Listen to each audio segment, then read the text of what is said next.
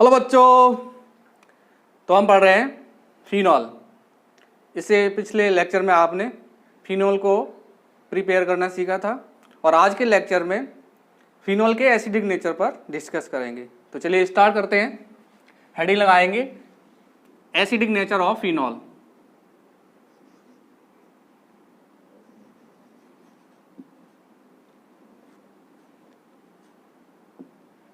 Acidic nature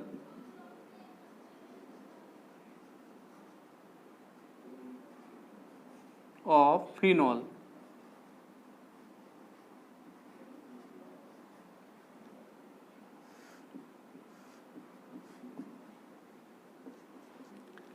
phenol है ये acid नहीं होता है, ये एसिडिक नेचर शो करता है। क्यों करता है, क्या रीजन होता है, उस पर आज डिस्कस करेंगे। जो एसिडिक स्ट्रेंथ होती है वो किसे डिसाइड करते हैं, के की वैल्यू किसे डिसाइड करते हैं, के ए। तो यहां लिख सकते हैं acidic strength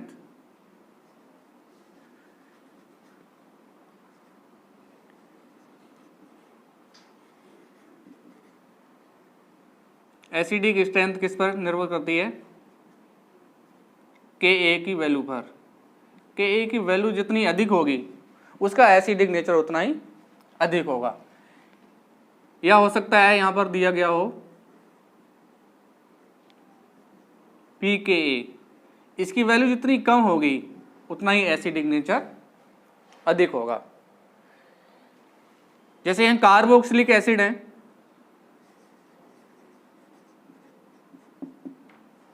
carboxylic acid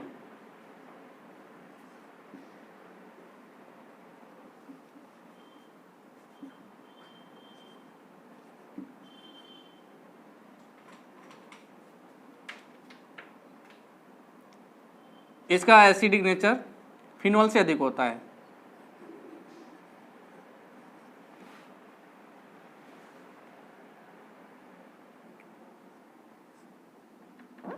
phenol का किससे अधिक होता है,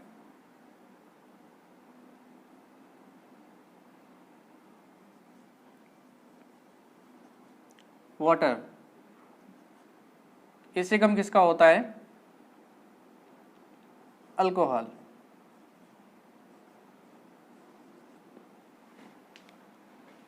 तो यहां पर जो एप्रोक्स के की वैल्यू होती है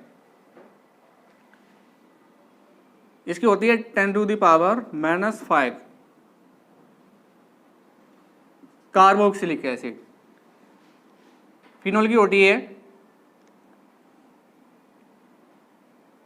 10⁻⁻⁻, इसकी होती है 10⁻⁻⁻14 और इसकी होती है 10⁻⁻18।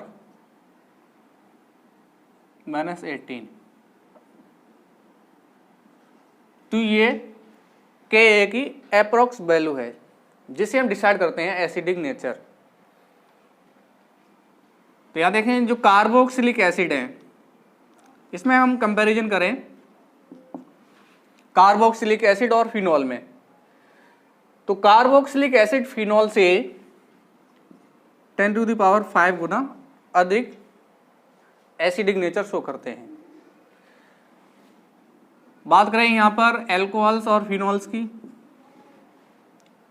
तो यहां पर देखो 10⁸ कितना डिफरेंस हो गया, 10⁸। तो जो फिनॉल होता है वो अल्कोहल से 10⁸ गुना अधिक एसिडिक नेचर शो करता है। तो ये वैल्यू अप्रॉक्स होती है किसी के ए की, जिसके आधार पर हम एसिडिक स्ट्रेंथ डिसाइड करते हैं। के ए की वैल्यू जितनी अधिक होगी उतना ही एसिडिक नेचर अधिक होगा, पी के ए की वैल्यू जितनी कम होगी उतना एसिडिक नेचर अधिक होगा। अब जैसे बात करते हैं फिनॉल, किसकी बात करते हैं, फिनॉल।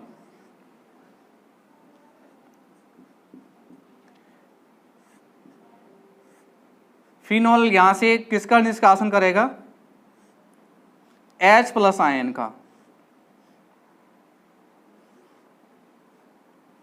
और क्या बनाएगा, फिनॉक्साइड आयन। ये क्या है, फिनॉल।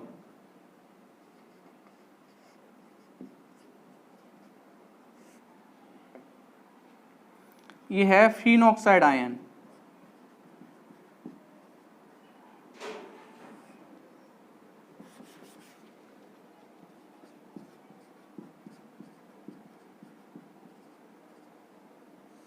फिनॉक्साइड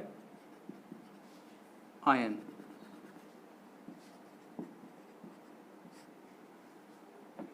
अब देखो यहाँ जो फिनॉल है इसमें रिजोनेंस के कारण ये अधिक स्टेबल होता है, और ये फिर भी किसको डोनेट कर रहा है, H+ आयन को। अधिक स्टेबल होने के कारण भी ये एसिडिक नेचर शो करता है। इसका क्या रीजन हो सकता है, इसको तो H+ आयन डोनेट करना ही नहीं चाहिए, क्योंकि इसमें रिजोनेंस होता है, रिजोनेंस के कारण ये अधिक स्टेबल होता है। जैसे यहां पे इस प्रकार से दिखा सकते हैं, 5 बॉन्ड,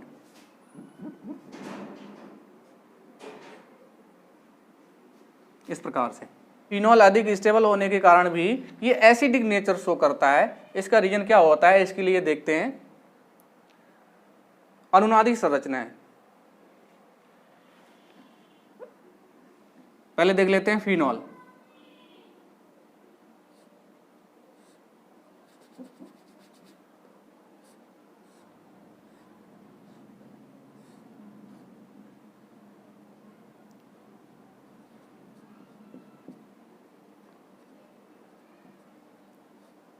ये किसका स्ट्रक्चर है, फिनॉल का। अब देखो यहां पर जो लोन पेयर हैं वो डोनेट करेगा, यहां पर बॉन्ड की फॉर्मेशन करेंगे ये, तो ये जो पाई इलेक्ट्रॉन है वो अगले कार्बन के पास चले जाएंगे। तो यहां जो प्रतिक्रिया हो रही है वो हम अगली संरचना में दिखाएंगे। तो ऑक्सीजन किससे जुड़ जाएगा, डबल बॉन्ड से। यहां क्या जुड़ा हुआ है, हाइड्रोजन, और इसने इलेक्ट्रॉन डोनेट किए हैं तो इस पे क्या आ जाएगा, प्लस चार्ज। अब यहां पर इसने ग्रहण किए हैं इलेक्ट्रॉन, तो यहां पर क्या आ जाएगा, निगेटिव चार्ज। अब देखो यहां पर ये जो बॉन्ड है इसको यहीं दिखा देंगे, इस बॉन्ड को यहां दिखा देंगे। अब ये इलेक्ट्रॉन यहां पर बॉन्ड की फॉर्मेशन करें, तो ये जो इलेक्ट्रॉन है वो इस कार्बन के पास आ जाएंगे, तो इसको अगले स्ट्रक्चर में दिखा देंगे। तो ये क्या हो जाएगा, डबल बॉन्ड से यहां क्या जुड़ा हुआ है, ऑक्सीजन, हाइड्रोजन, इस पे क्या है, प्लस चार्ज। तो ये बॉन्ड यहां फॉर्मेशन हो रही है बॉन्ड की, ये इलेक्ट्रॉन यहां जाएंगे और ये बॉन्ड यहां है तो इसको यहीं दिखा देंगे इस प्रकार से। अगले में क्या होगा, ये इलेक्ट्रॉन यहां फॉर्मेशन करेंगे बॉन्ड की, तो ये इलेक्ट्रॉन इसके पास आ जाएंगे, तो इसको अगली संरचना में दिखा देंगे।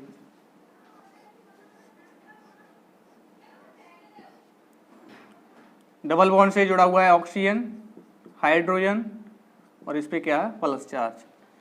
ये बॉन्ड यहाँ है, इसको यहाँ दिखा देंगे। ये कहाँ फॉर्मेशन कर रहा है बॉन्ड की, यहाँ पे, यहाँ क्या आ जाएगा, नेगेटिव चार्ज। अब ये इलेक्ट्रॉन यहाँ फॉर्मेशन कर ले बॉन्ड की, तो ये पाई इलेक्ट्रॉन इसके पास चले जाएंगे, ऑक्सीजन का प्लस चार्ज हट जाएगा, इसको अगली संरचना में दिखा देंगे।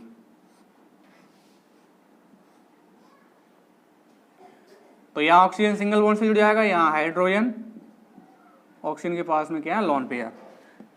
ये देखो बॉन्ड यहाँ पर है, इसको यहाँ दिखा देंगे, इसको यहाँ, और ये यहाँ।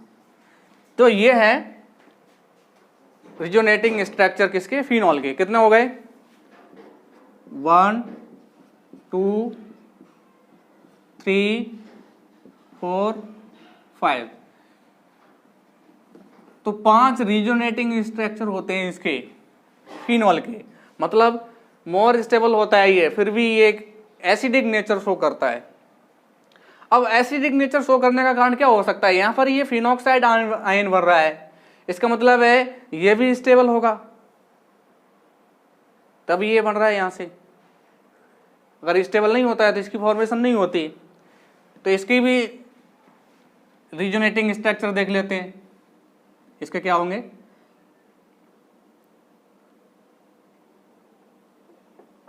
यहां देख लें,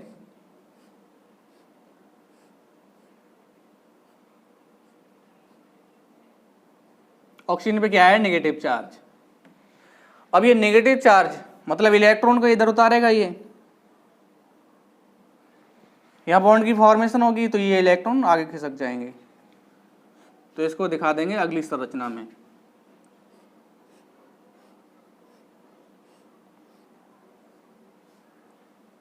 ऑक्सीजन किससे जुड़ जाएगा, डबल बॉन्ड से। अब देखो यहाँ पॉजिटिव चार्ज नहीं आएगा, इस पे पॉजिटिव चार्ज क्यों आ रहा था, इसने इलेक्ट्रॉन डोनेट किए थे। यहाँ पर ऑलरेडी पहले से ही नेगेटिव चार्ज है, उसको उतार रहा है ये, तो यहाँ ऑक्सीजन पे प्लस चार्ज नहीं आएगा। ये इलेक्ट्रॉन ग्रहण कर रहा है, इस पे क्या आ जाएगा, नेगेटिव चार्ज। ये बॉन्ड यहाँ पर, इसको यहाँ दिखा देंगे, ये यहाँ है तो इसको यहाँ दिखा देंगे। अब ये क्या करेगा, यहाँ पर बॉन्ड की फॉर्मेशन करेंगे तो ये आगे खिसक जाएंगे, तो इसको अगली संरचना में दिखा देंगे। डबल बॉन्ड से क्या जुड़ा हुआ है, ऑक्सीजन, ये बॉन्ड यहाँ बना रहा है, यहाँ पर क्या आ जाएगा, नेगेटिव चार्ज। ये बॉन्ड है यहाँ, तो यहाँ दिखा देंगे। अब ये इलेक्ट्रॉन यहाँ बॉन्ड की फॉर्मेशन करेंगे तो ये आगे खिसक जाएंगे, तो इसको अगली संरचना में दिखा देंगे।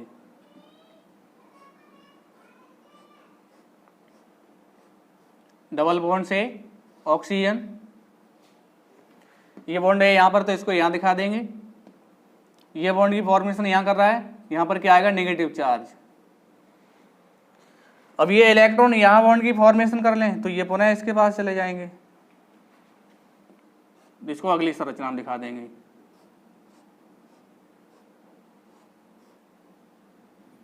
तो यहाँ डबल बॉन्ड से तो यहाँ सिंगल बॉन्ड से ऑक्सीजन, इस पे क्या आएगा, नेगेटिव चार्ज। ये बॉन्ड है यहाँ पर तो इसको यहाँ दिखा देंगे। ये बॉन्ड यहाँ पर है तो इसको यहाँ दिखा देंगे, और यहाँ पर ये फॉर्मेशन हो रही बॉन्ड की इस प्रकार से। तो इस प्रकार से कितने स्ट्रक्चर हो गए इसके, 1 2 3 4 5। अब देखो यहाँ पर भी इसके 5 रीजोनेटिंग स्ट्रक्चर हैं, इसके भी कितने हो गए, 5। दोनों में कैसे हैं, बराबर। अब हम देखेंगे इसमें अधिक स्टेबल कौन सा है, फिनॉक्साइड आयन है या फिनोल है। तो नंबर 1 क्या देखते हैं हम, अनुनादी संरचना है, जो दोनों में कैसी है, समान। अनुनादी संरचनाएं दोनों में कैसी है, समान है। दूसरा पॉइंट क्या देखते हैं, पहले हम क्या देखेंगे, अनुनादी संरचनाएं।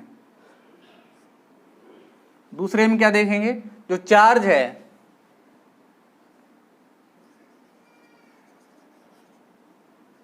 वो कैसा होना चाहिए, डीलोकलाइज्ड।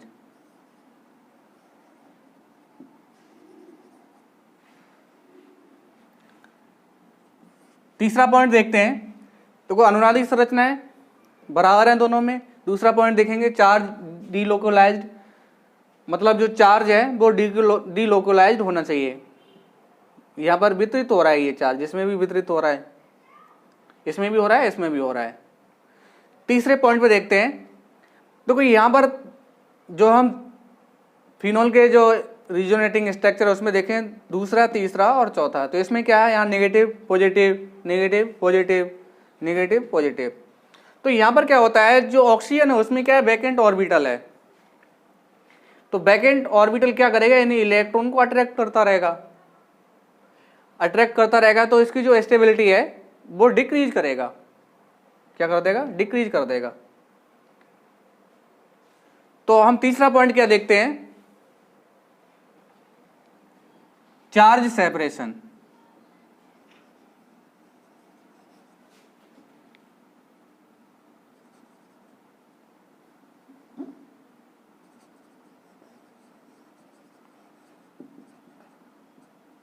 क्या देखते हैं, चार्ज सेपरेशन।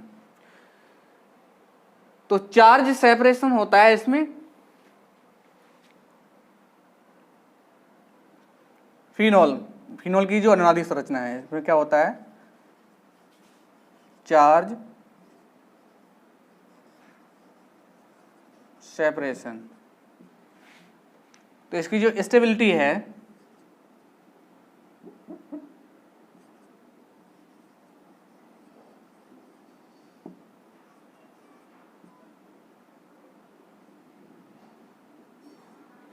वो क्या होगी, डिक्रीज होगी।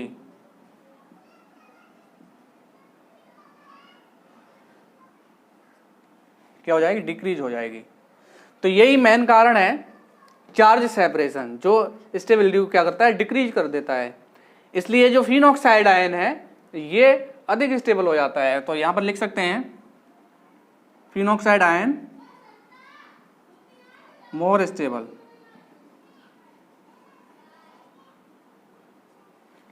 और ये कैसा होगा, लेस स्टेबल।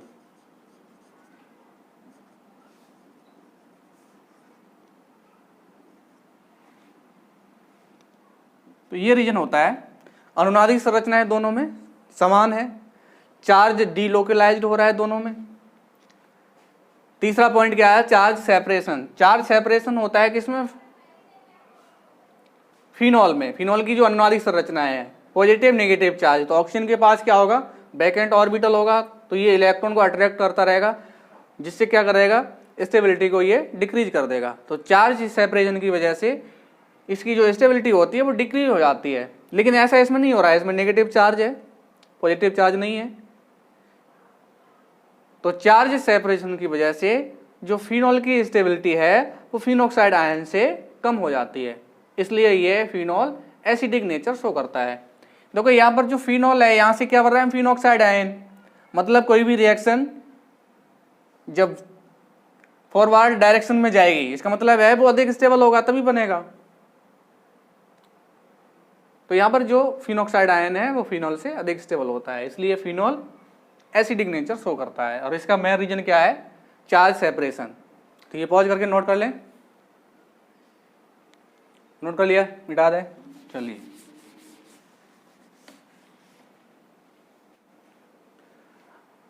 अब यहाँ पर जो फिनॉल है उसमें कोई प्रतिस्थापी जोड़ दिए जाएं जो इलेक्ट्रॉन को आकर्षित कर रहे हों या इलेक्ट्रॉन को प्रतिकर्षित कर रहे हों, तो एसिडिक नेचर पर क्या प्रभाव पड़ेगा। तो इसमें आप नोट करें,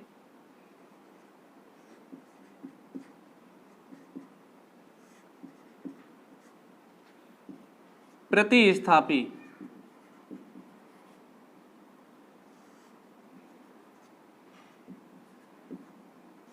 जुड़ने से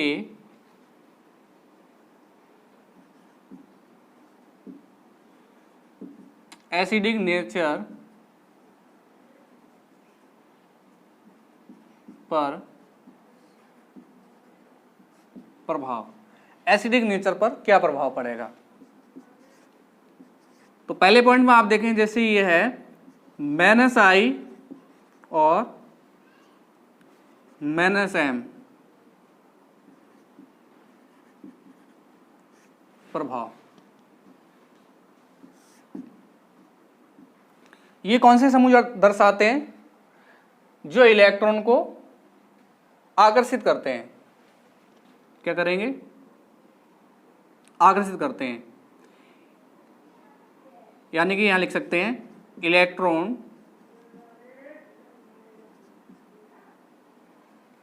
आकर्षित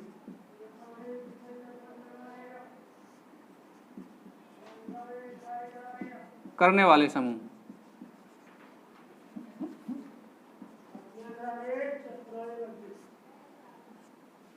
इलेक्ट्रॉन आकर्षित करने वाले समूह जुड़े हों तो ये क्या करेंगे, एसिडिक नेचर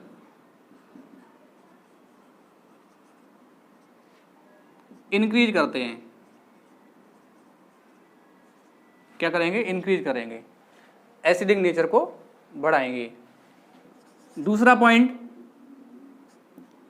+I और +M प्रभाव। ये कौन से समूह होंगे? इलेक्ट्रॉन प्रतिकर्षित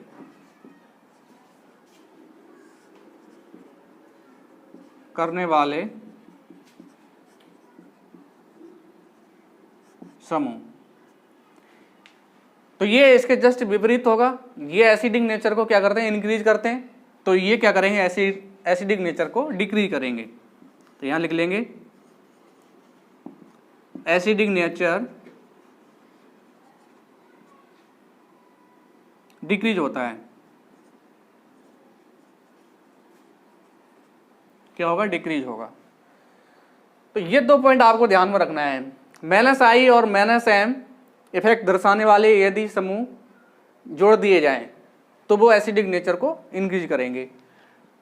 +I और -I प्रभाव दर्शाने वाले समूह जोड़ दिए जाएं तो ये एसिडिक नेचर को डिक्रीज करेंगे, ये इंक्रीज करेंगे। जैसे कुछ क्वेश्चन देख लेते हैं। जैसे ये दिया है आपको,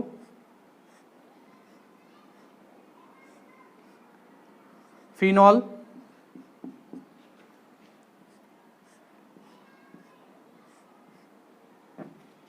दूसरा दिया है यहां ऑर्थोनाइट्रोफिनॉल,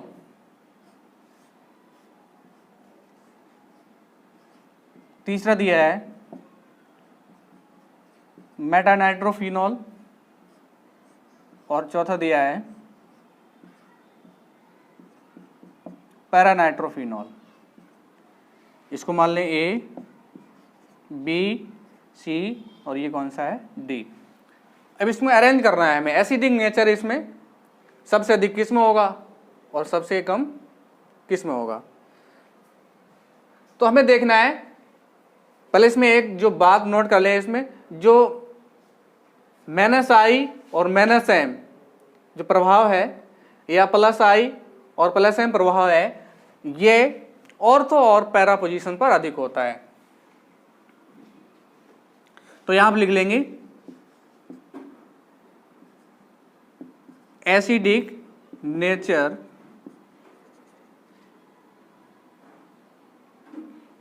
इंक्रीज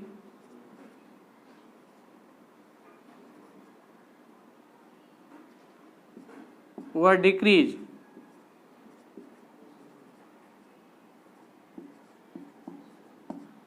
करने का प्रभाव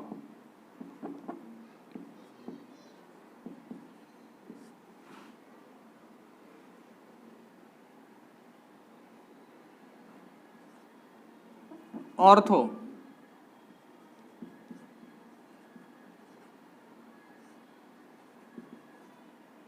व पैरा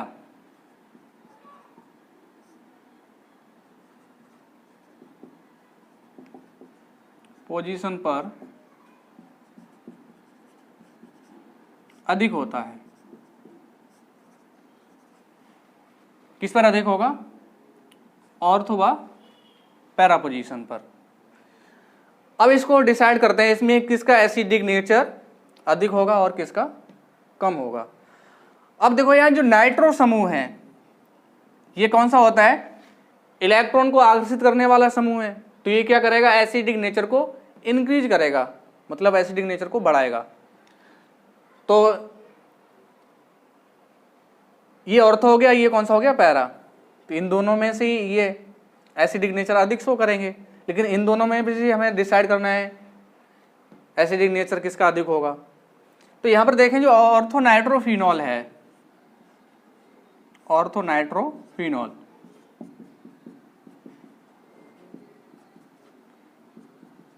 यहां पर क्या होती है? Hydrogen bonding.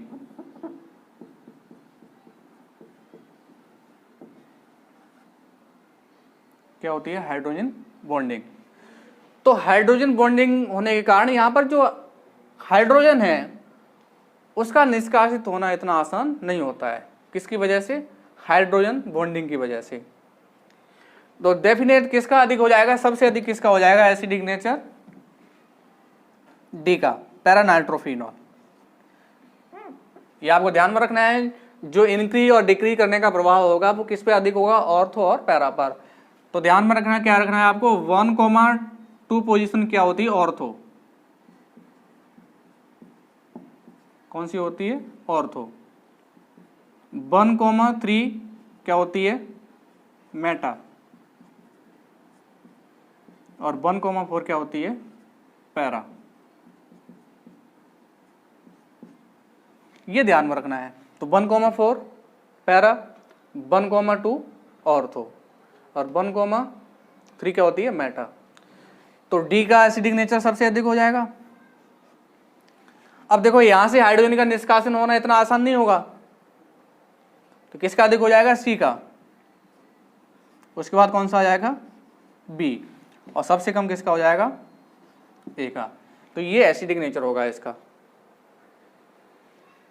जैसे और क्वेश्चन देख लेते हैं।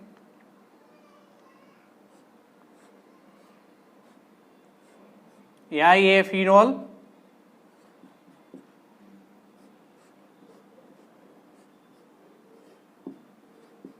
यहां ऑर्थो पोजीशन पर क्या जुड़ा हुआ है? CH3।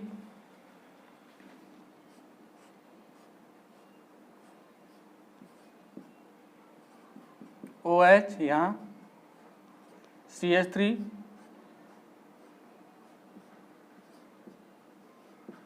OH, CH3। अब इसमें देखें एसिडिक नेचर किसमें अधिक होगा? इसको मान लें A, B, C और ये है D। अब देखो ये ऑर्थो, ये पैरा। CH3 समूह कौन सा प्रभाव दर्शाता है? Plus I effect. मतलब ये क्या करेगा? इलेक्ट्रॉन को प्रतिकर्षित करने वाला समूह है,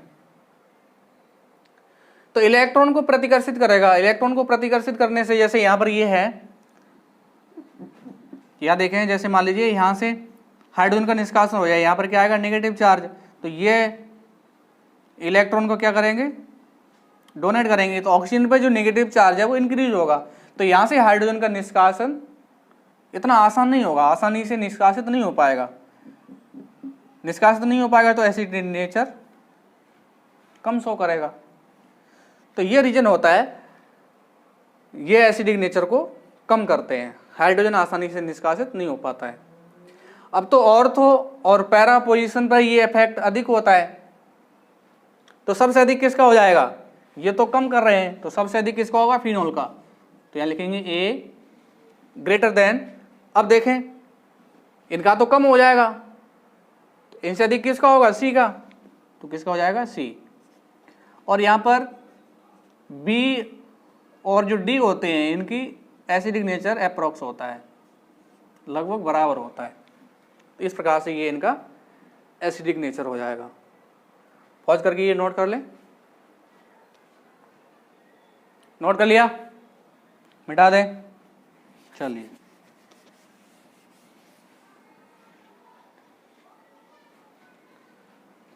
एक और क्वेश्चन देखते हैं।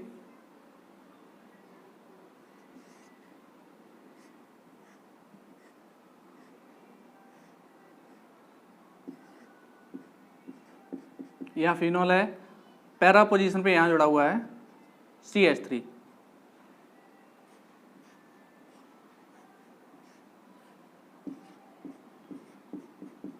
यहां पैरा पोजीशन पे जुड़ा हुआ है मिथॉक्सी समूह।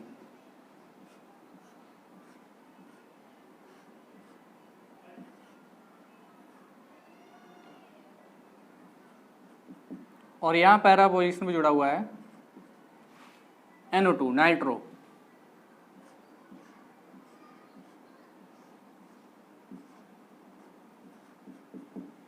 यहां पैरा पोजीशन पर है Cl। अब इसमें देखना है एसिडिक नेचर किस में अधिक होगा। पॉज करके देखें किसका अधिक होगा।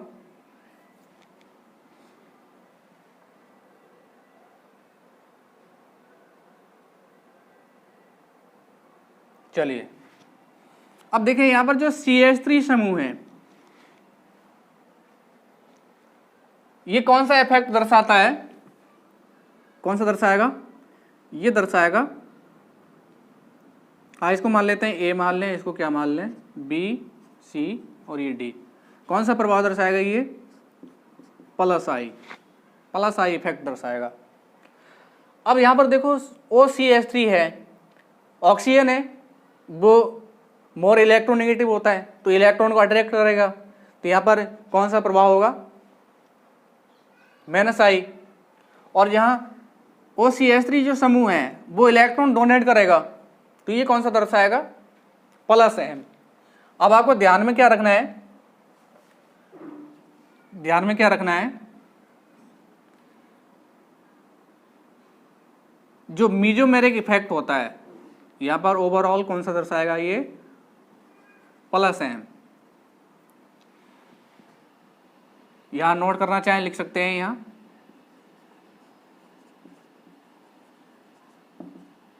मीजोमेरिक इफेक्ट होता है वो किससे अधिक होता है, इंडक्टिव इफेक्ट से।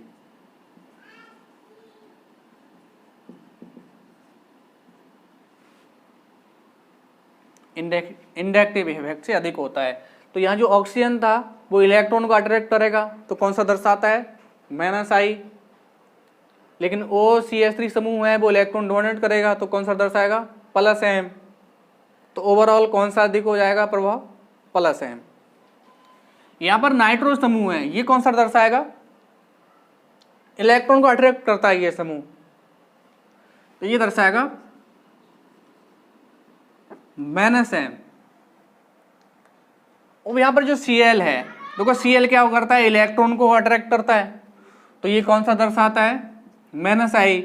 Cl के पास लॉन पेयर है तो ये डोनेट करेगा, तो ये कौन सा दर्शाना चाहिए, +M। लेकिन ओवरऑल जो इफेक्ट होता है वो कौन सा होता है इसमें, -I। मतलब ये एक्सेप्शनल केस है, ये इसमें अपवाद है। इसको छोड़कर जितने भी इफेक्ट होते हैं सबसे अधिक प्रभावी कौन सा होता है, मीजोमेरिक। तो इस प्रकार से ये +I, +M, -I ये इफेक्ट हैं, इनके आधार पर आप डिसाइड कर सकते हैं कि एसिडिक नेचर किस में अधिक होगा।